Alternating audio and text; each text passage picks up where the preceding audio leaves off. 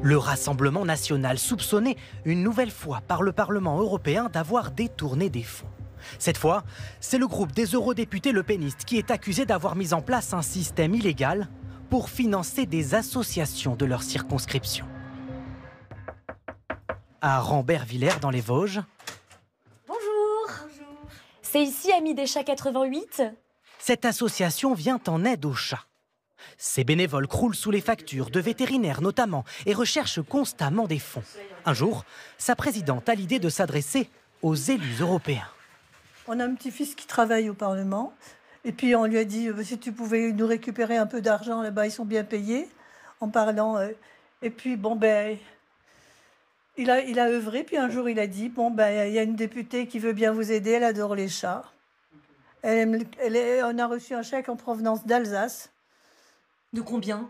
1 000 €. Derrière ce don, Catherine Grisé, eurodéputée RN de l'Est. Problème, l'argent proviendrait de fonds destinés au fonctionnement du groupe parlementaire et n'aurait jamais dû servir à financer ce genre d'association.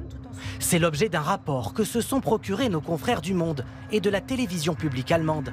Il accuse le groupe auquel appartient les eurodéputés RN d'avoir illégalement dépensé un peu plus de 4 300 000 € au total. Parmi les bénéficiaires, notre fameuse association de défense des chats dans les Vosges. Ce n'est pas une seule grosse affaire, mais plutôt une multitude de petits cas. Étonnamment, ça s'inscrit un peu dans ce que nous avons déjà vu précédemment, en particulier en France, dans l'affaire Marine Le Pen. Et il semble que ça ait continué. Mais ce n'est pas tout. Des prestations auraient aussi été surfacturées selon le Parlement européen. Bénéficiaires de ces versements, 2 entreprises liées à des personnalités proches de Marine Le Pen, comme Frédéric Chatillon, déjà condamné par la justice. Sa société, Unanime, aurait facturé près d'1,5 million d'euros sans avoir été correctement mise en concurrence. Aucun des mis en cause n'a souhaité répondre à nos questions. Marine Le Pen, quant à elle, assure n'avoir pas eu connaissance des faits reprochés.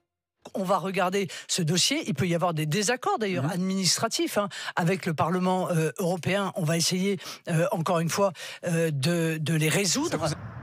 Les conclusions du rapport devraient être prochainement transmises à l'Office européen de lutte antifraude pour permettre l'ouverture d'une enquête.